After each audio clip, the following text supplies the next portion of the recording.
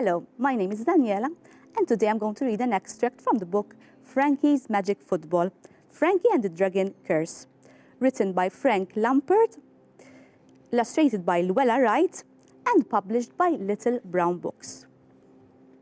Frankie felt a light breeze on his face.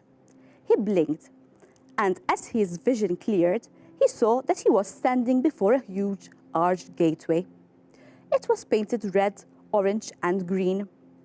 Louise and Charlie were at his side, and Max stood at his feet, panting. "It's happened again, hasn't it?" said Charlie.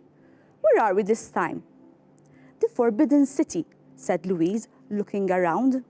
"I recognize it from my dad's photo album. We're in China."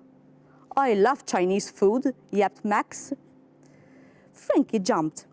It always surprised him when Max started speaking, but it was just part of the football's magic. "Chinese food doesn't love you," said Frankie. "Remember that time you ate all the leftovers from the takeaway off the kitchen table? He had to take you to the vet." "It was worth it," said Max. "Crispy tuck, yum." They wandered through the gateway, gazing up at the beautiful buildings. Wide open courtyards and broad steps led up to pagodas painted in gold and red. There were shrines surrounded by columns and green ponds, so still that Frankie could see his reflection in the water. For once, he realized the ball's magic hadn't changed his clothes. He was still wearing the same red sweatshirt and shorts from back home. "I wonder why the magic football brought us to the Forbidden City," said Louise. "Where is the football?" said Charlie. Frankie shrugged. Normally they had it with them, but he couldn't see it anywhere.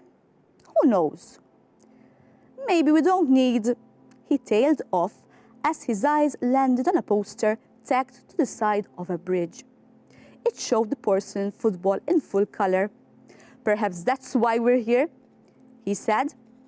Louise read the poster. "It's in the Palace Museum. Let's go and have a look," said Frankie. It wasn't hard to find the museum, a 3-story building at the top of a huge set of steps. There were plenty of tourists standing in long queues. Just as they reached the top of the steps, Frankie heard an explosion of broken glass from above. Everyone looked up, shouting. Green smoke poured from several second-story windows. Almost at once, a shrill alarm sounded. "Ooh," said Charlie. "Something tells me that isn't good." Security guards surrounded the front of a building, blowing whistles and waving their arms. They began to marshal panicked visitors out of the museum. People were snapping pictures on their phones. "We should go inside," said Frankie. "Maybe we should mind our own business," said Charlie. "Frankie's right," said Louise. "The football brought us here for a reason.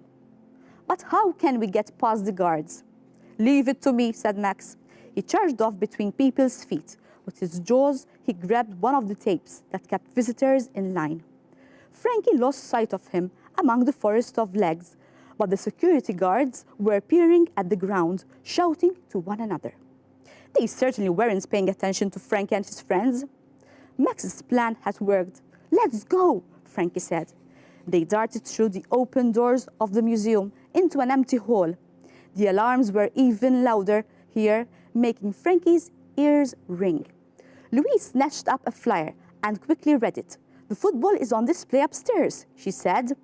Max arrived by their side, skidding across the marble floor. "Good job, boy," said Frankie. So what do you think is happening in the museum? And do you think Frankie and his friends managed to save the day?